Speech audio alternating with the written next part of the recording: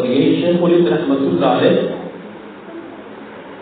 جب ان کی وفات ہو گئی،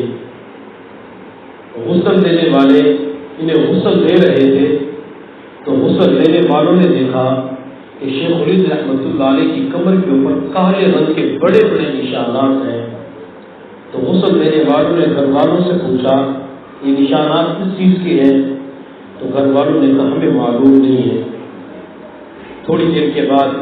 حضرت مولانا حسین احمد مدنی رحمۃ اللہ علیہ تشریف لائے تو ان سے پوچھا، حضرت مدنی نے فرمایا کہ شیخ ولید میرے استاد کا ایک راز تھا جو مجھے استاد نے منع کیا تھا کہ کسی کو نہیں بتلانا، اب تو شیخ ولید دنیا سے جا چکے ہیں،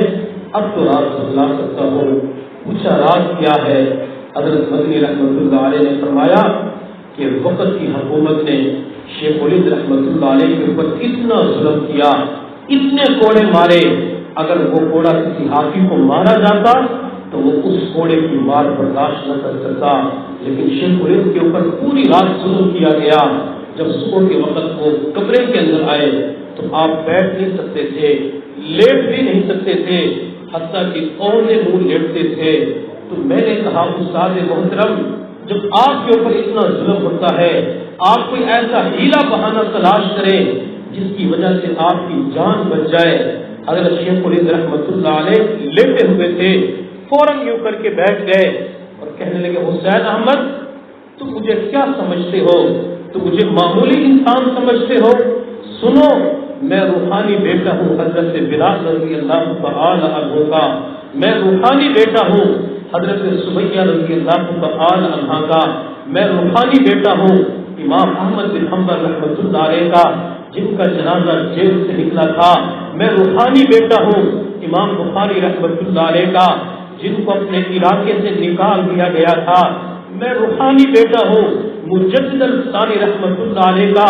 جنہیں کنویں کے اندر بند کر دیا گیا تھا، میں روحانی بیٹا ہوں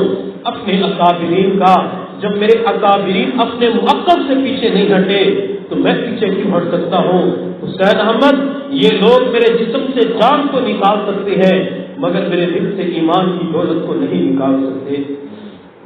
جی ہاں، ان لوگوں کے ایمان مضبوط ہوا کرتے تھے، لیکن آج ہمارا ایمان کمزور ہوتا چلا جا رہا ہے، اور اس لاک ڈاؤن نے، کورونا کی وبا نے ہمارے ایمان کے اندر کمزوری پیدا کر دی ہے۔ ہمارا ایک یقین تھا کہ ماننے والی ذات اللہ رب العزت کی ہے، لیکن مسلمان یہ سمجھتے کہ کورونا کی وجہ سے موت آئے گی، کورونا کی وجہ سے تو چند ہزار موت آئی ہے، لیکن اس وبا کے علاوہ کتنے لوگ روزانہ دنیا سے جاتے تھے، کوئی ایکسیڈنٹ کے اندر شہید ہو جاتا تھا، کوئی بیماری کے اندر فوت ہو جاتا تھا، لیکن آج کا انسان اتنا یقین کمزور کر چکا ہے کہ بیماری کی وجہ سے موت آئے گی، ہسپتال کے اندر جانے کی وجہ سے موت آئے گی، لیکن ہمیں تو ماں کی گود کے اندر ماں نے یہ سبق پڑھایا تھا کہ بیٹا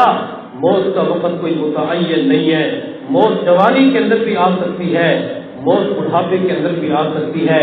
موت بچپن کے اندر بھی آ سکتی ہے، موت عالم کو بھی آ سکتی ہے، موت جاہل کو بھی آ سکتی ہے۔ جب اللہ کی طرف سے فیصلہ ہوگا اذا جاء اجلهم لا يستأخرون ساعة ولا تستقدمون، جب موت کا وقت آئے گا نہ ایک لمحہ آگے انسان کو زندگی مل سکتی ہے، نہ ایک لمحہ پیچھے جا سکتا ہے۔ اینما تکونوا یدرککم الموت ولو کنتم فی بروج مشیدہ، میرے اللہ نے فرمایا کہ تم جہاں کہیں بھی رہو،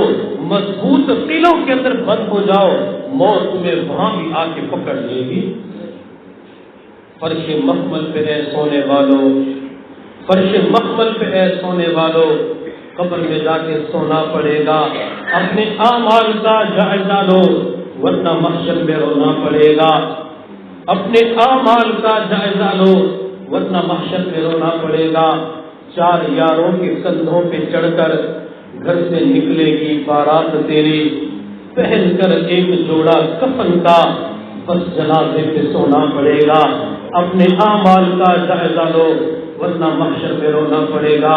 تیری دلہن جو آئی سہاگن، اس کے ہاتھوں سے اترے گے کنگن، لاش بے جان پر تیری ان کو اپنا دامن بھگونا پڑے گا۔ فرش محمل پہ اے سونے والو قبر میں جا کے سونا پڑے گا، اپنے اعمال کا جائزہ لو ورنہ محشر میں رونا پڑے گا۔ اس لیے موت کی تیاری ضرور کریں، اپنی موت کو مستحضر رکھا کریں، اپنی موت کے لیے اعمال کا اہتمام کریں۔ کس وقت بھی یہ زندگی بے وفائی کر سکتی ہے، کس موڑ کے اوپر یہ زندگی کی شام ہو سکتی ہے۔ اگر موت کی تیاری پہلے سے ہوگی تو انسان قبر کے اندر بھی سکون ملے گا، آخرت کے اندر بھی نجات کا فیصلہ ہو جائے گا۔ اور میرے محبوب صلی اللہ علیہ وسلم نے فرمایا کہ جو اپنے ایمان کے اوپر مضبوط رہا اور موت کے لیے تیاری کی، یہ نیک بندہ مرنے والا جب اسے قبر کے اندر دفن کیا جاتا ہے، فرشتے سوالات کرنے کے لیے آتے ہیں، چند سوالات کرتے ہیں، من ربک ما دینک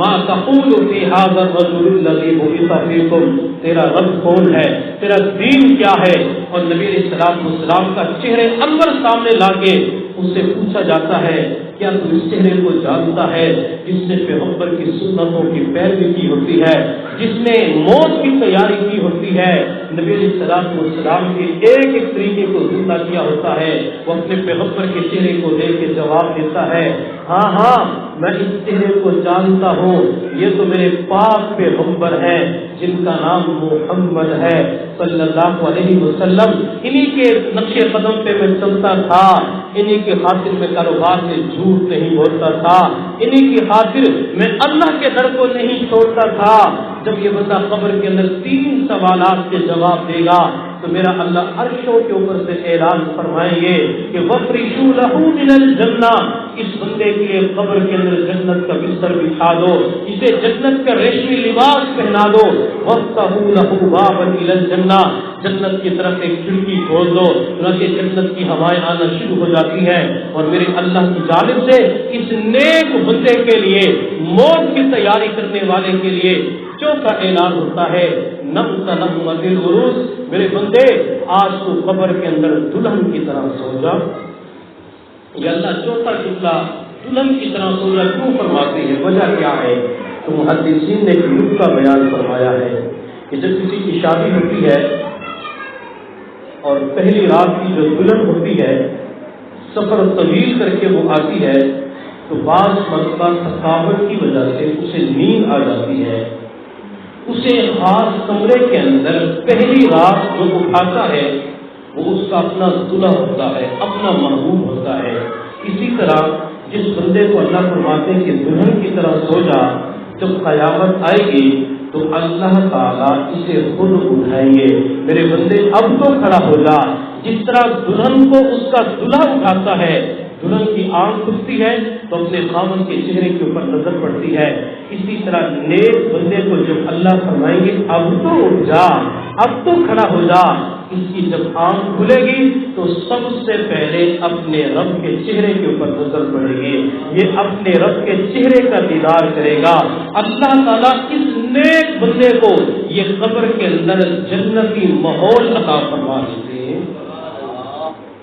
اور جو موت کی تیاری کر کے نہیں جاتا، ایمان ڈاواڈول ہو جاتا ہے، اپنے ایمان کو کمزور کر بیٹھتا ہے، ایمان اعمال کے اعتبار سے بھی کمزور ہو جاتا ہے، اسے جب قبر کے اندر رکھا جاتا ہے اور فرشتے پوچھتے ہیں میں رب کا، تیرا رب کون ہے؟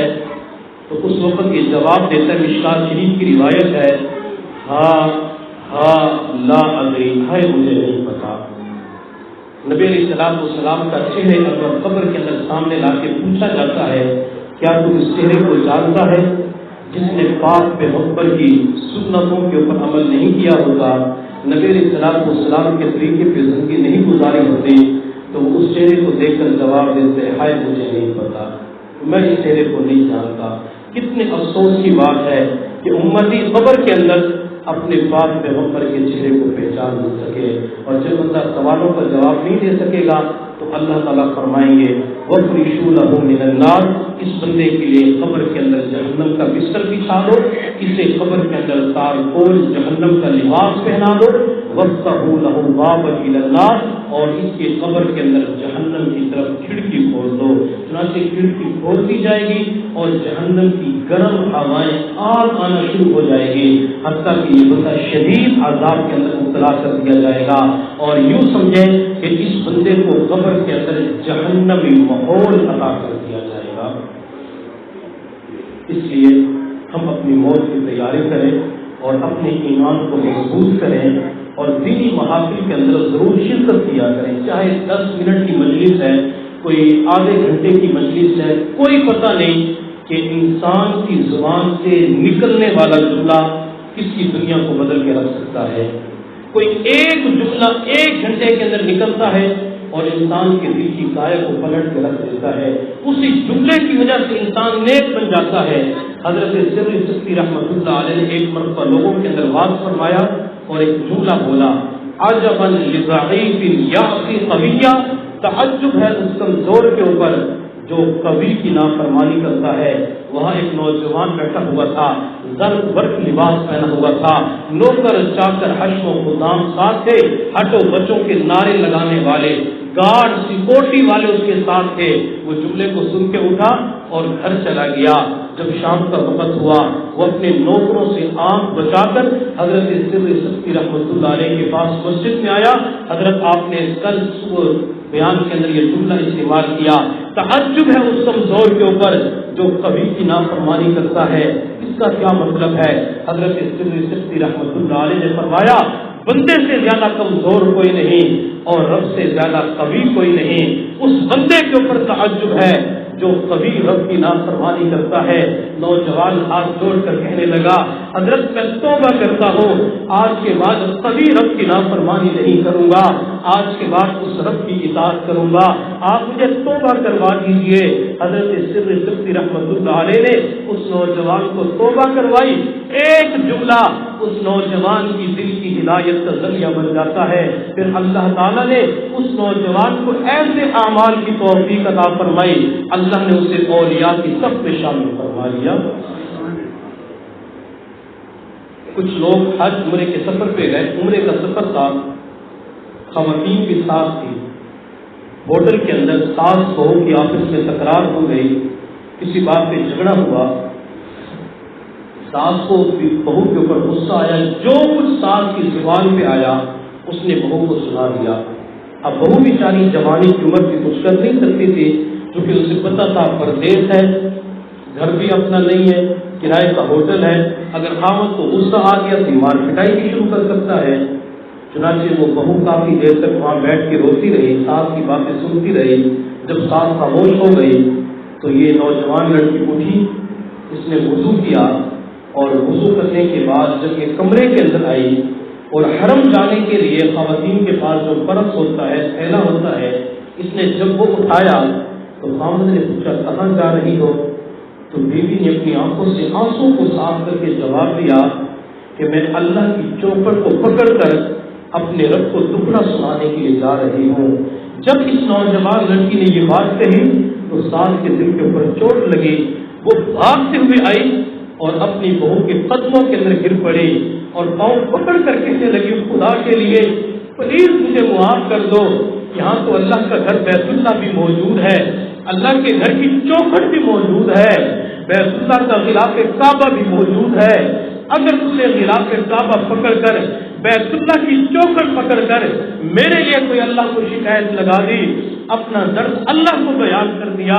میری تو دنیا بھی برباد ہو جائے گی، میری تو آخرت بھی برباد ہو جائے گی۔ اس لڑکی کو طرف آیا، اپنی ساس کو معاف کر دیا۔ یوں اللہ تعالیٰ دل کی دنیا کو بدل دیتے ہیں۔ اس لیے دینی محافل کے اندر ضرور شرکت کر لیا کریں اور کتابوں کا مطالعہ کر لیا کریں۔ دکاندار کی شام کے 7 بجے 8 بجے فارغ ہو جاتی ہے، بندہ موبائل کے اندر کسی کا بیان سن سکتا ہے، کسی کتاب کا مطالعہ کر سکتا ہے۔ اللہ نے یہ تو نہیں فرمایا اس کے پاس جاؤ گے تو ہدایت ملے گی، یہ کتاب پڑھو گے تو ہدایت ملے گی۔ اللہ کسی وقت بھی بندے کو ہدایت دے سکتی ہے، کسی وقت بھی اللہ کی طرف سے رحمت متوجہ ہو سکتی ہے، بندے کی قبولیت کا فیصلہ ہو سکتا ہے۔ اس لیے اس پروردگار سے رابطہ مضبوط کریں، اللہ سے مانگیں، انشاءاللہ اللہ تعالیٰ نیک بنائیں گے۔ اللہ رب العزت کی بارگاہ میں دعا ہے اللہ تعالیٰ ہم سب کو نیک بنائے، ہمارے بچوں کو نیک بنائے، گھر کی مستورات کو نیک بنائے، اور اللہ تعالیٰ میں گناہوں سے پاک صاف زندگی عطا فرمائے۔ وہ آخر دعوانا الحمدللہ رب العالمین۔